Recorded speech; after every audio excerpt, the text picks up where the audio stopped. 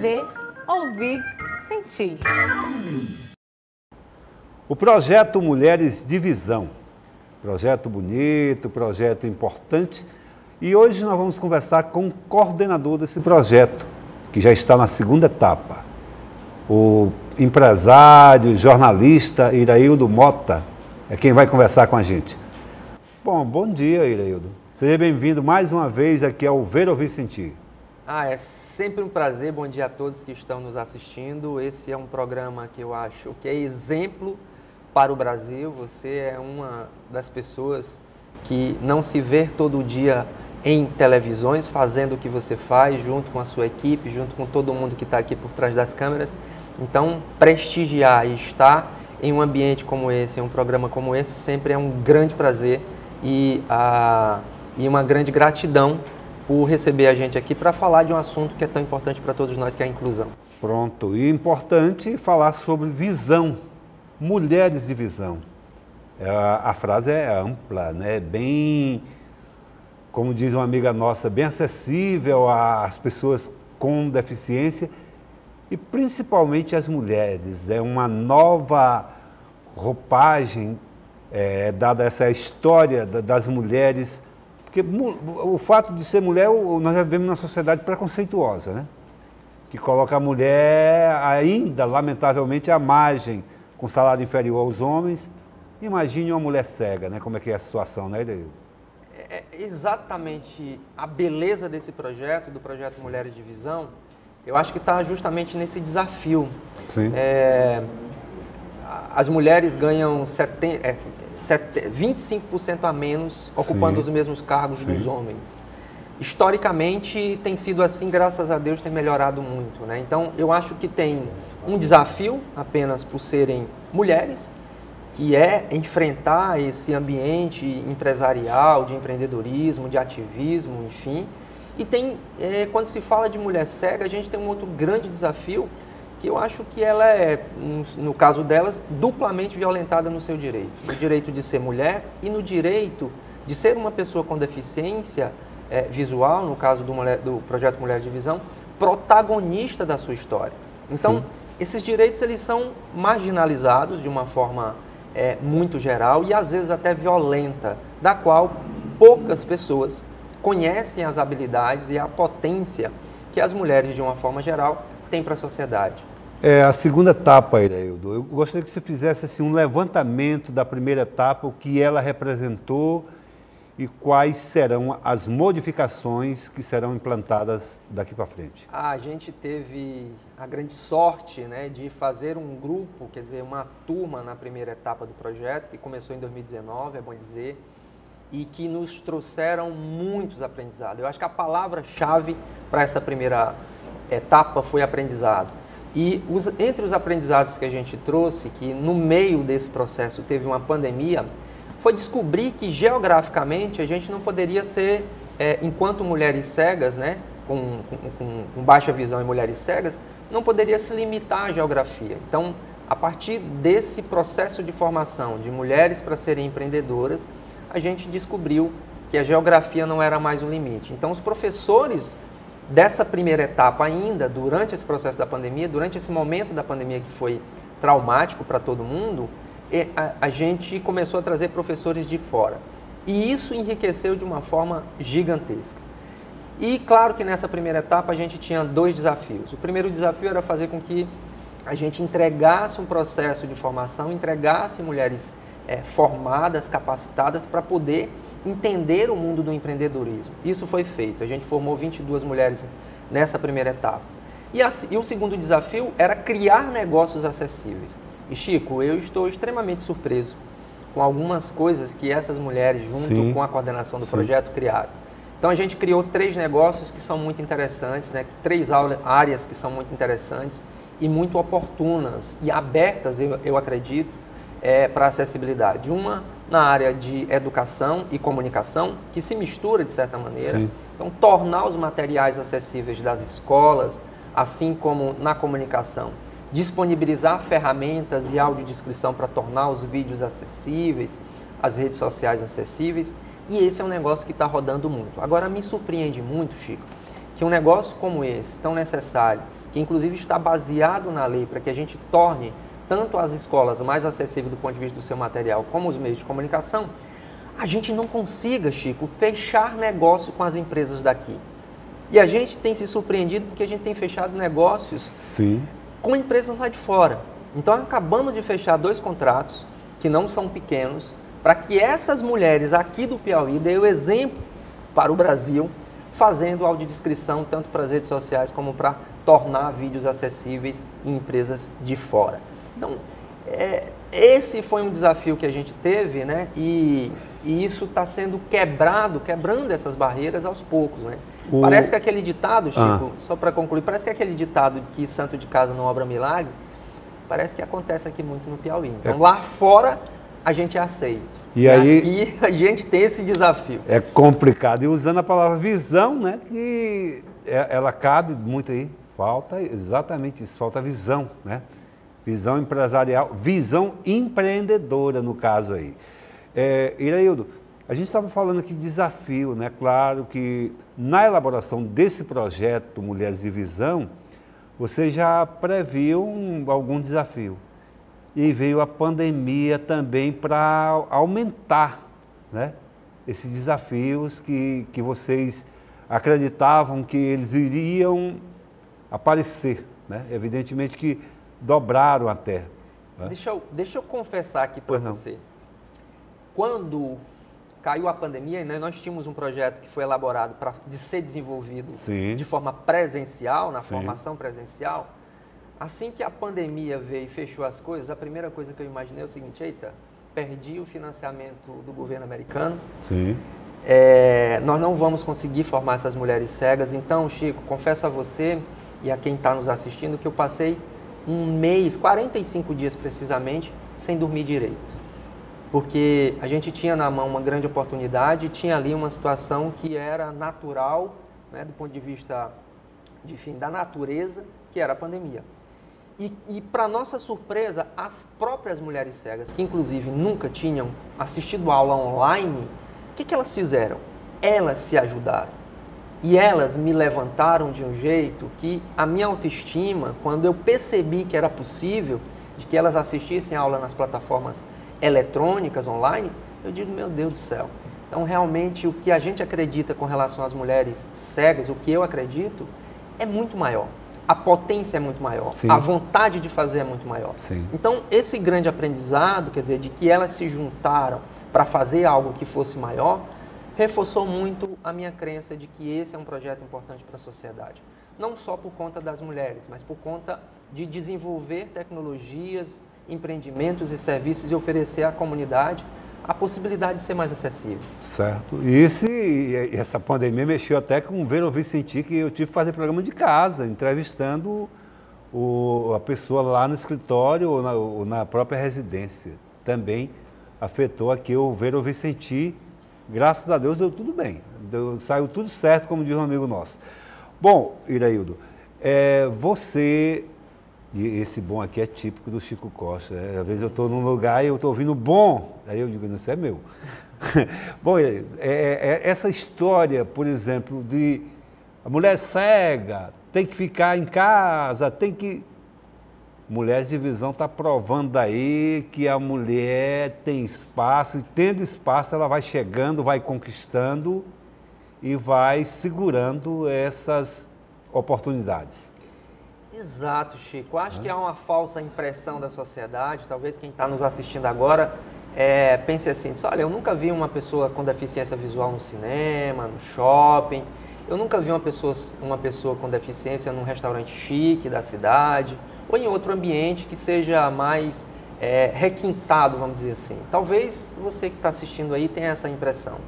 Mas o fato é que essas pessoas muitas vezes não saem de casa justamente porque elas têm por trás da sua história um preconceito muito grande da sociedade. Mas o que eu quero dizer para você é que essas pessoas com deficiência, elas existem. Elas existem. E elas existem não só nessa condição de deficiência, porque olhar para uma pessoa com deficiência, olhando a deficiência, é como a gente tirar o mais potente, né, a diferença daquilo que a pessoa tem como diferencial para a vida, né? E é ela a pessoa. Então, essas pessoas existem. E aí, alguns números aqui para o Piauí, para você que está nos assistindo em qualquer lugar, nas plataformas digitais. A gente tem pelo menos, Chico, 27% da nossa população aqui no estado do Piauí com algum tipo de deficiência. Sim. Isso não é pouco. Sim. Se a gente for tratar especificamente de pessoas com deficiência visual e pessoas com baixa visão, a gente tem ali em torno de quase 100 mil pessoas, baixa visão e pessoas com deficiência visual. Isso é muita gente. Então, para você que está me assistindo agora, as pessoas com deficiência visual, elas existem. Elas existem. O que nós, ditos normais, que enxergamos normalmente, temos que fazer e desconstruir é achar que a gente tem que incluir essas pessoas no nosso mundo. Seria muito mais sutil, generoso da nossa parte que temos essa visão, que enxergamos, né? Vamos dizer assim, nos incluir no mundo dessas pessoas com deficiência, porque elas são incríveis nas suas potências, nas suas fragilidades, por que não? Que fragilidade não tem nada a ver com fracasso ou com algo que você não consiga fazer. Na fragilidade, na vulnerabilidade dessas mulheres é que onde a gente encontra a força para desenvolver e para criar as potências, para que elas possam ser empreendedoras e empoderadas da sua própria vida. Então, existe pessoas com deficiência visual aqui no estado do Piauí e a gente precisa fazer com que elas estejam mais presentes. Ireudo, quando você está falando assim, dessa maneira, eu vejo aqui, por exemplo, ver, ouvir, sentir. O porquê que ele existe? Porque houve uma credibilidade por parte da direção da TV Assembleia num profissional cego, para que essa oportunidade acontecesse. Se aconteceu essa oportunidade, e o profissional tem que saber por onde ou como aproveitar a oportunidade que é dada a ele, também tem isso. Perfeito. E isso vai abrindo espaço para outras pessoas. É o que cada mulher desse projeto Mulheres de Visão deve sentir o seguinte: a responsabilidade é sua. É claro que a oportunidade está surgindo através desse projeto, mas você tem um compromisso, você representa a sua pessoa e representa outras pessoas também. Chico, a única coisa que diferencia uma pessoa dita normal de uma pessoa com deficiência é a oportunidade. Isso. Para falar em oportunidade, vamos fazer o seguinte: daqui a pouquinho a gente volta no segundo bloco falando exatamente sobre oportunidade e a segunda etapa do projeto Mulheres de Visão, tá bom? Prazer. Até já.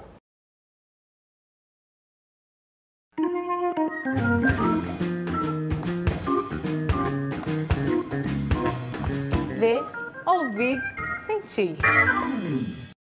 Durante o período chuvoso, o mosquito Aedes aegypti tem mais facilidade de procriação e o número de casos de dengue, chikungunya e zika ficam alarmantes. O controle mais eficaz é remover ou eliminar os criadouros e focos do mosquito. Qualquer coisa que acumule água tem que ser removida.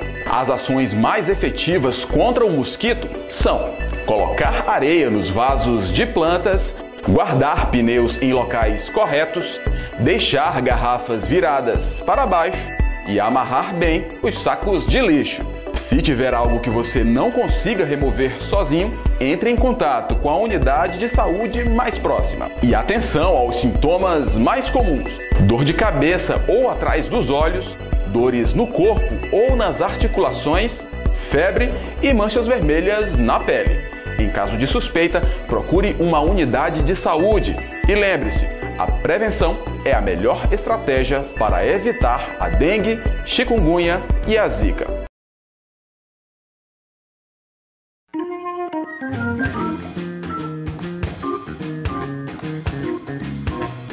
Ver, ouvir, sentir. De volta conversando com Iraildo Mota, jornalista e coordenador do projeto Mulheres de Visão. Bom, Iraildo, estamos na segunda etapa. E você já falou que nessa segunda etapa do projeto Mulheres de Visão, claro, com novas mulheres, mais gente aí. E você também está abrindo oportunidade para mulheres não só de Teresina. Como eu dizia, Chico, o projeto Mulheres de Visão, ele tem como um desafio maior criar oportunidades. Não só oportunidade para as mulheres que são participantes do projeto, mas oportunidades para a sociedade, para os mecanismos, para as empresas da sociedade, para as escolas, para os meios de comunicação, para os empreendimentos que precisam e que, por lei, precisam ser acessíveis, né? Então, quando a gente fala de oportunidade, a gente não vê só uma ponta, a gente tem que ver o outro lado também. Então, as mulheres estão sendo preparadas para atender as demandas de acessibilidade do mercado, é assim que a gente tem feito. E nessa segunda fase, como a gente teve muito aprendizado na primeira, muito estudo, muito trabalho, muita formação, a gente resolveu criar coisas diferentes. Coisas diferentes. Acho que todo mundo que me conhece sabe, sim, né? Sim. Não sou muito comum. Talvez que você está aí do outro lado, não sou muito comum.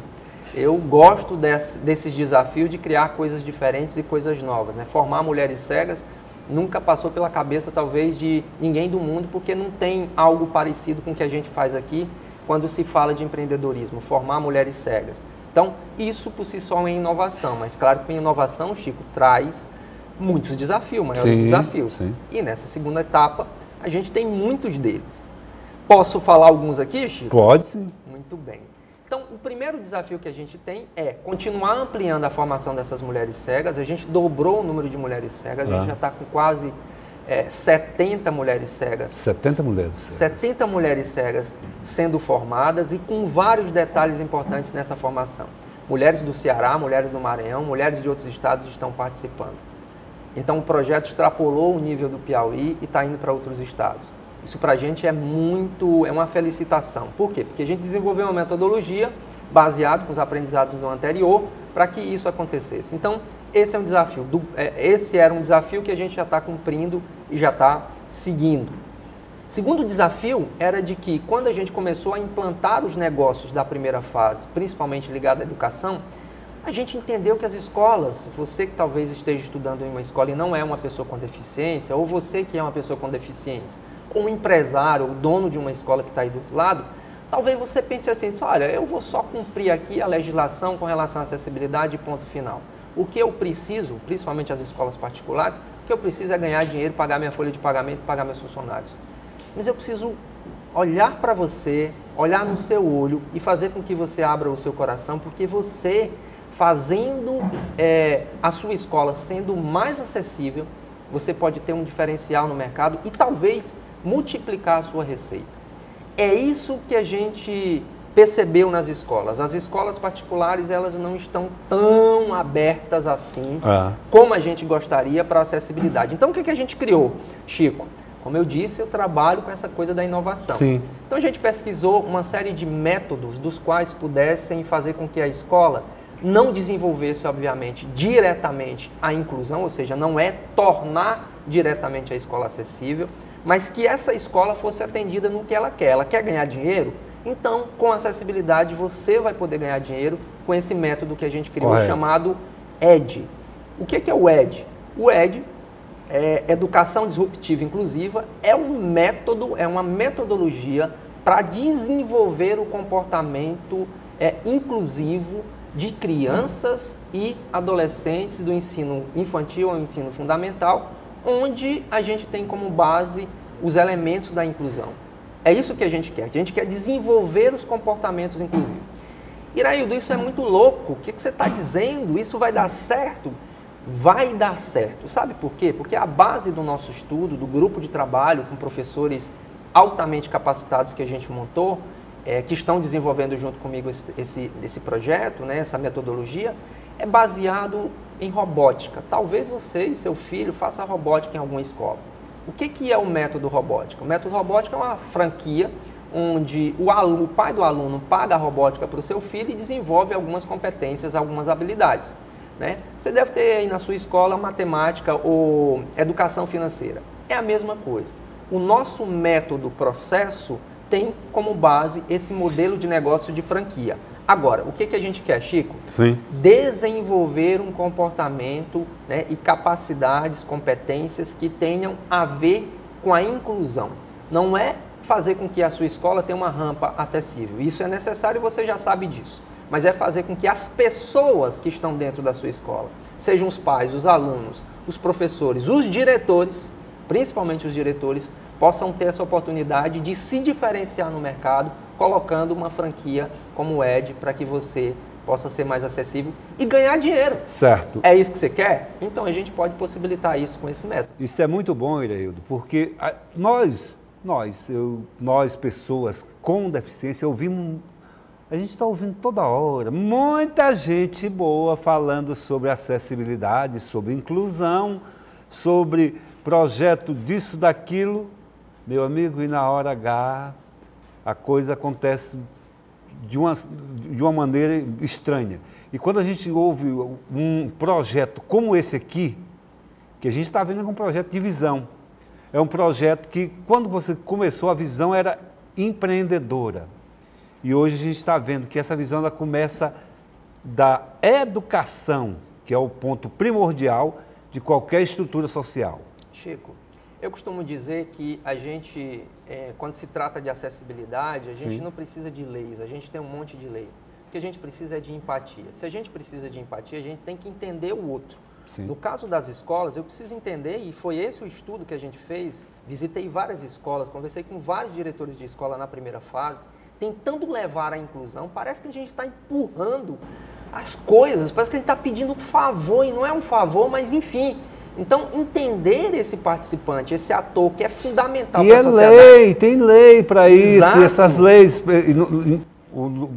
de acordo com o que você está falando aqui, você não está querendo empurrar a goela abaixo, não. É simplesmente fazer com que a pessoa entenda. Exatamente. Né? Então, quando eu conversava com essas escolas, a única coisa que eu via nos olhos de alguns empresários, de grandes escolas da cidade, daqui de Teresina, eram cifras.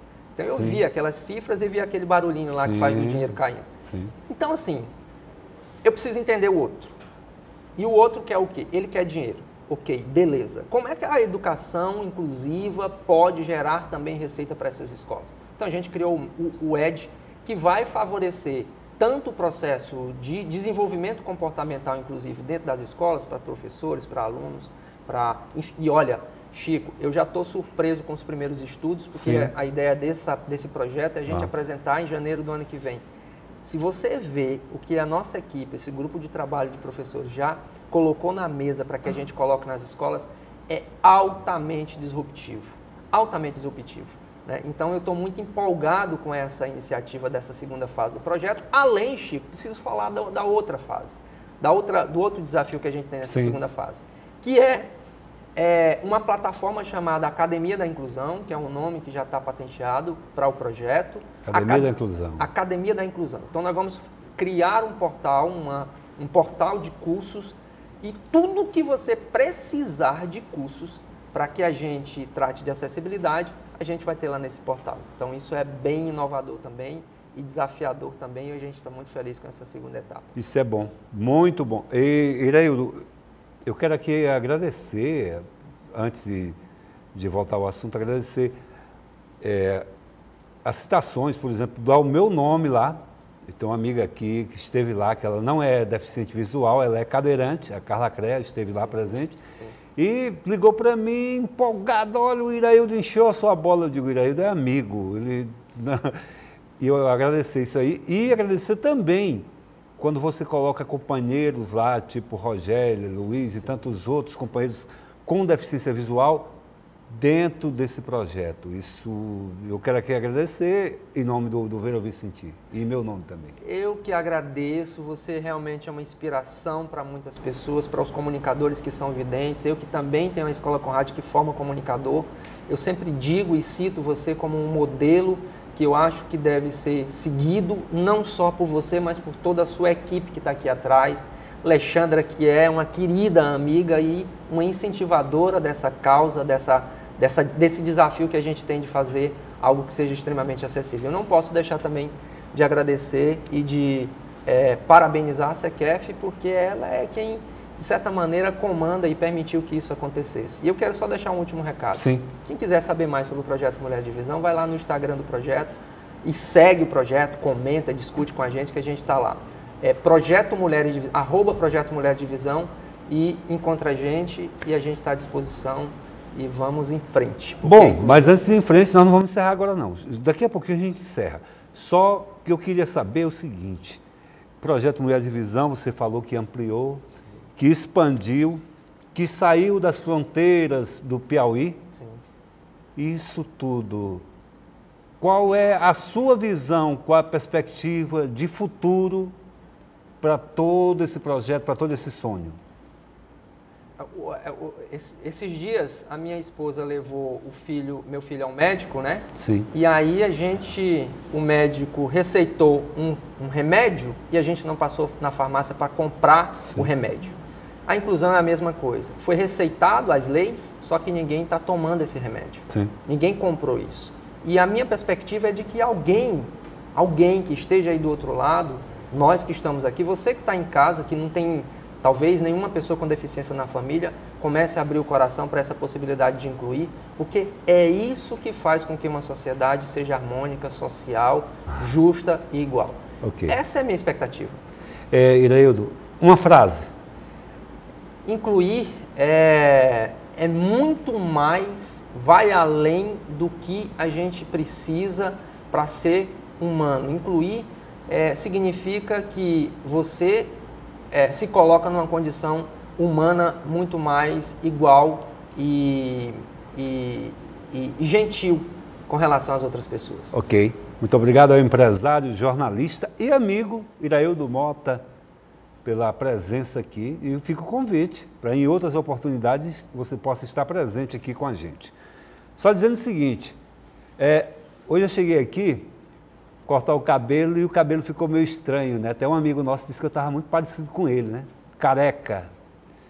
Só que essa ideia também do corte de cabelo me veio num ato de solidariedade. Quantas pessoas nesse momento não necessitam de apoio, não necessitam de projetos como esse que o Iraildo está trazendo juntamente com o seu grupo, juntamente com o pessoal da Conrad?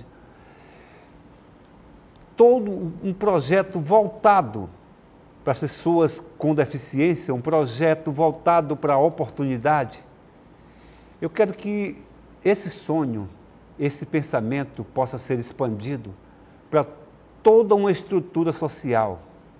Afinal de contas, muitas vezes nós não pensamos no próximo. Nesse período da pandemia, me veio muitos momentos de reflexão.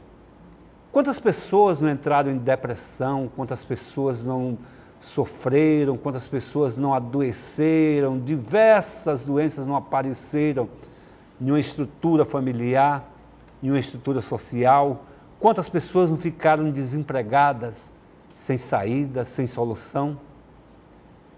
E o que nós buscamos aqui é exatamente isso. Que as pessoas não desanimem, que não baixem a cabeça, que não acreditem que são impotentes. Porque, afinal de contas, se nós tivermos oportunidade, seremos alguém no futuro.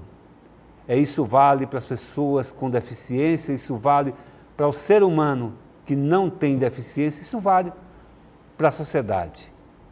Eu, o filho da dona Filomena, o Chico Costa, estarei de volta sábado, aqui na TV Assembleia, no Ver, Ouvir, Sentir.